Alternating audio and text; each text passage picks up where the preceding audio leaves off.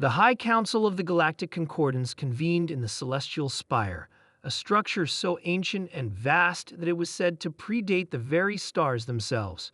Representatives from countless species, some shimmering like liquid light and others towering with crystalline exoskeletons, filled the grand chamber with an air of unease. Today's discussion was of utmost urgency, and every being present understood the stakes. We cannot allow them to discover our coordinates, Ambassador Zelthak of the Luminary Clade declared, his bioluminescent patterns flickering with agitation. If they do, they will come. And if they come, they will conquer.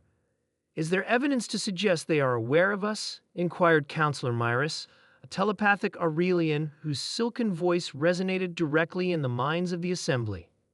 Not yet, replied Zelthak, but their expansion has been relentless. Since their first ventures beyond their star system, they have demonstrated an unparalleled capacity for adaptation, innovation, and, he hesitated, his patterns dimming, aggression. The chamber fell silent. The humans were a relatively new species on the galactic stage, barely a few centuries into interstellar travel. Yet their impact had been seismic. While other civilizations spent millennia perfecting art, philosophy, or bioengineering, humanity had carved out its place among the stars with raw determination and audacious ingenuity. They terraformed a classy planet in just 50 years, murmured a representative from the Vryn Collective, their hive-mind voice echoing with awe. Who does that? They turned a dying star into a sustainable energy source, added another. The Reuven Alliance, a civilization 10 times older than theirs, failed to do the same. This is precisely why we must act now. Zelthak's voice rose, cutting through the murmurs. They are not like us. They see the universe not as a shared home, but as a challenge to be conquered. Their history is rife with wars, exploitation, and survival, interrupted General Varric of the Corran Dominion, his kidneys frame gleaming under the chamber's light. You speak of their aggression, but let us not forget their resilience. Every atrocity they committed, they survived. Every setback they overcame. That's why they are a threat. Not because they destroy, but because they endure. Counselor Myrus interjected with a wave of her luminescent appendages. We are here to discuss solutions, not to trade anecdotes of their capabilities. What measures can we take to ensure they do not discover us? A preemptive strike, Zelthak said firmly. We cannot wait for them to stumble upon our location. We must eliminate the threat before it grows further. The suggestion sent ripples of discomfort through the assembly. Preemptive war was a taboo among the Concordants, a coalition built on principles of peace and coexistence. Yet the humans defied every precedent. Unwise, rumbled Elder Vakul of the Titan clans, his voice like shifting tectonic plates. Attacking them would only confirm their fears of alien hostility. They would rally against us, and we would become the very monsters they've always imagined. Then what? Zelthak snapped. Do we simply wait for them to find us? Perhaps. We observe, said Myrus, her tone thoughtful.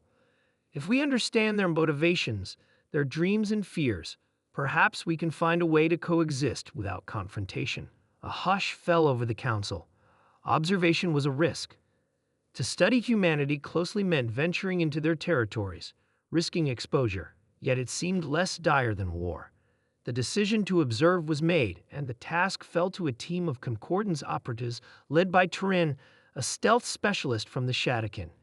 They infiltrated human space aboard the Ethereal Whisper, a vessel equipped with the latest cloaking technology. Their mission was to gather intelligence on human society and determine if peaceful coexistence was possible. From the shadows they watched, what they saw defied every expectation. Turin's report to the High Council was both alarming and perplexing. They are unpredictable, Turin began, his voice carrying an uncharacteristic edge of uncertainty. Their capacity for violence is matched only by their capacity for compassion. On one world, they are waging a brutal war over resources. On another, they are risking their lives to rescue alien species from extinction.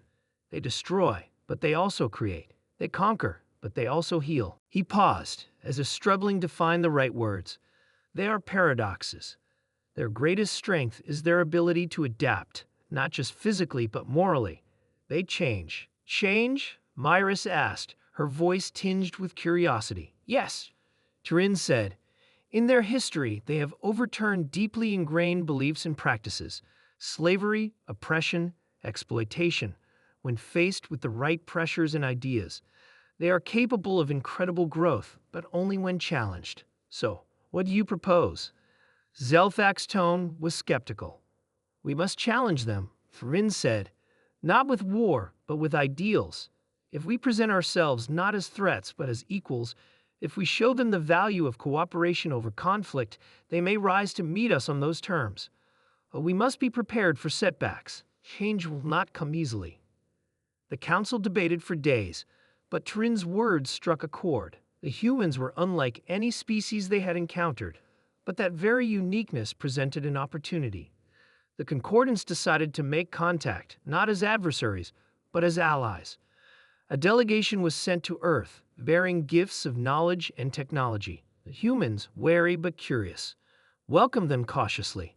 Dialogue began, fraught with misunderstandings and cultural clashes, but also moments of profound connection. One such moment came during a joint scientific venture to restore a barren moon.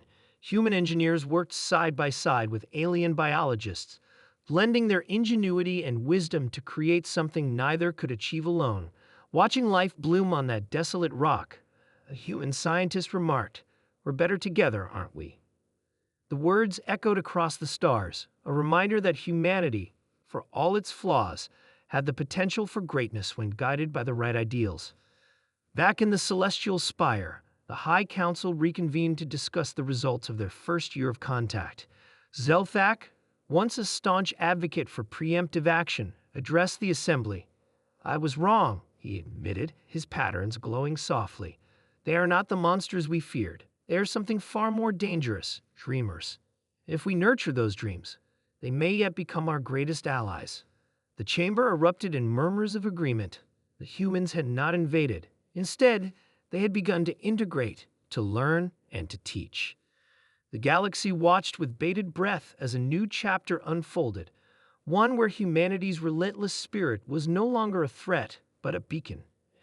And somewhere in the vastness of space, a human explorer looked up at the stars and whispered, "What's next?"